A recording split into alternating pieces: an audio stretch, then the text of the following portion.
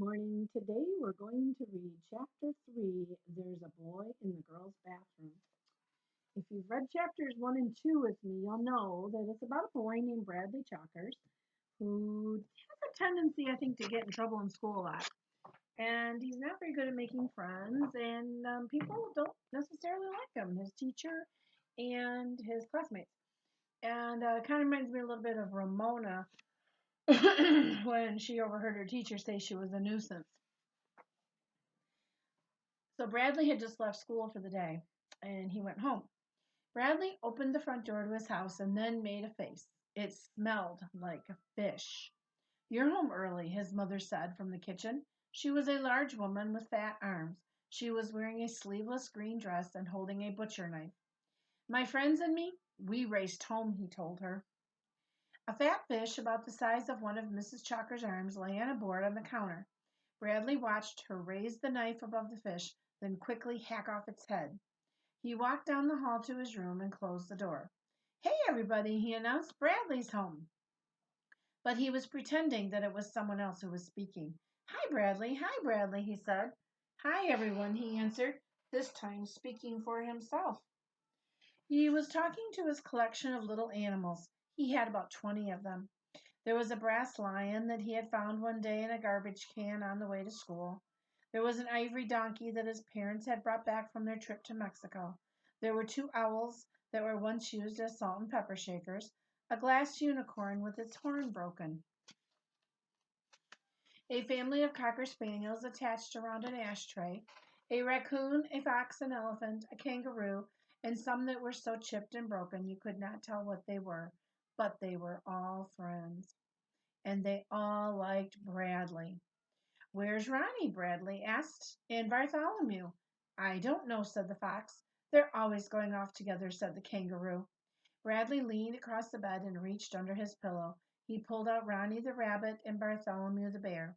He knew they were under his pillow because that was where he had put them before he went to school. "What are you two doing back there?" he demanded. Ronnie giggled. She was a little red rabbit with tiny blue eyes glued on her face. One ear was broken. "Nothing, Bradley," she said. "I was just taking a walk." I had to go to the bathroom," said Bartholomew. He was a brown and white ceramic bear that stood on his hind legs. His mouth was open, revealing beautifully made teeth and a red tongue. "They were making out," announced the Mexican donkey. "I saw them kissing." Ronnie giggled. "Oh, Ronnie," scolded Bradley, "what am I going to do with you?" She giggled again. Bradley reached into his pocket and took out a handful of cut up bits of paper, his language test. "Look, everybody," he said. "I brought you some food." He dropped the bits of paper onto the bed, then scooped all his animals into it. "Not so fast," he said. "There is plenty for everybody." "Thank you, Bradley," said Ronnie. "This is delicious." "Yeah, it's real good," said Bartholomew. "Don't play with your food," the mother cocker spaniel told her 3 children. "Pass the salt," said Pepper Owl. "Pass the pepper," said the Salt Owl. "Let's hear it for Bradley," called the lion. They all cheered. "Yay, Bradley!" Ronnie finished eating, then hopped off by herself, singing doo-dee-doo-dee-doo. Then she said, "I think I'll go swimming in the pond." The pond was a purple stain on Bradley's bedspread where he had once spilled grape juice. Ronnie jumped into the water. Suddenly she cried, "Help! I have a cramp." "You shouldn't have gone swimming right after eating," Bradley reminded her. "Help! I'm drowning." Bartholomew looked up. "That sounds like Ronnie," he said. "It sounds like she's drowning in the pond." He hurried to the pond to rescue her. "Hold on, Ronnie," he shouted. "I'm—" The door to Bradley's room swung open, and his sister Claudia barged in. She was 4 years older than Bradley. "Get out of here," he snapped at her, "or I will punch your face in." "What are you doing?" she teased. "Talking to your little animal friends?" She laughed, showing her braces. It was Claudia who had broken Ronnie's ear. She had stepped on it accidentally. She told Bradley it was his fault for leaving his animals strewn all over the floor. He didn't tell her that Ronnie wasn't on the floor, but was lost in a desert. Instead, he had said, "Who cares? It's just a stupid rabbit." "Mom wants you," said Claudia. "She told me to get you." "What does she want?" "She wants to talk to you. Tell your animals you'll be right back." "I wasn't talking to them," Bradley insisted. "What were you doing then?" I was arranging them. I was putting them in alphabetical order. It's a project for school. Call my teacher if you don't believe me. Claudia snickered. Although she always made fun of Bradley's animals, she had really felt bad when she stepped on the rabbit. She knew it was Bradley's favorite. She had bought him the bear to make up for it. What do I want a bear for? He said when she gave it to him. Bradley went into the kitchen. The fish, now cut up and covered with onions, was frying on top of the stove. You want me? He asked. How's everything at school? Asked his mother. Great. In fact, today I was elected class president. Your grades all right? Yes, Miss Ebel handed back a language test today, and I got another A. In fact, it was an A plus. Well, we know that's not true because he was the only F in the class. That's why he ripped it up. May I see it? Mrs. Ebel hung it on the wall next to all my other A tests. Mrs. Ebel just called, said his mother. His heart fluttered. Why didn't you tell me that tomorrow was parent teacher conference day? She asked his mother. Didn't I tell you? He said innocently. No, I don't think so. That's just her job, said Bradley. The more mothers she sees, the more money she makes. Well, I made an appointment with her for 11 o'clock tomorrow morning. Bradley stared at her in disbelief. No, you can't go, he shouted, stamping his foot. It's not fair. Bradley, what? It's not fair, it's not fair. He ran into his bedroom and slammed the door behind him. A moment later, his mother knocked on the door. What is it? She asked. What's not fair? It's not fair, he yelled. You promised.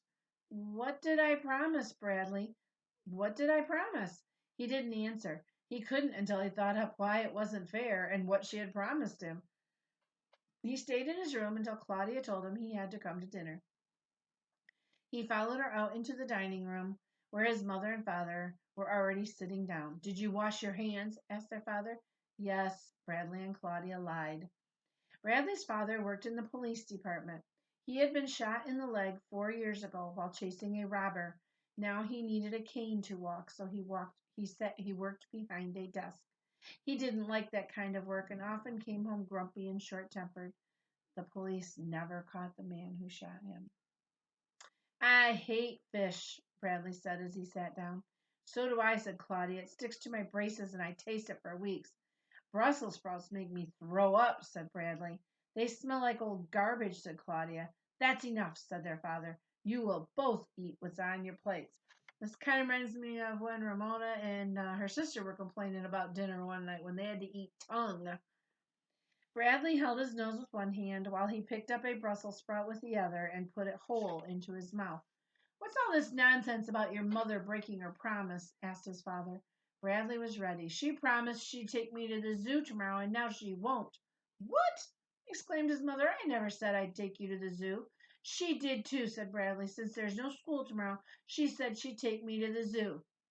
I didn't even know there was no school tomorrow until his teacher called me this afternoon, his mother protested.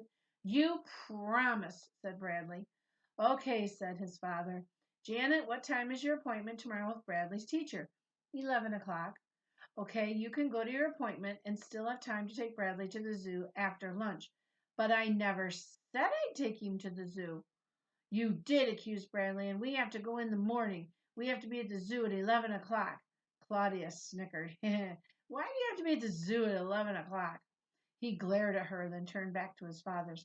Because that's when they feed the lions. Claudia laughed. She promised she would take me to see them feed the lions at 11 o'clock, Bradley insisted. His mother was flabbergasted. I, I don't even know when they feed the lions. 11 o'clock, said Bradley. Don't lie to your mother, said his father. Really, said Bradley, they feed the lions at 11 o'clock. I don't tolerate lying, said his father. I'm not lying, said Bradley. Call the zoo if you don't believe me. Don't lie to your mother and don't lie to me. Call the zoo. Your mother said she never promised to take you to the zoo. She's lying. Right after he said it, he knew that was a mistake. His father turned purple with rage.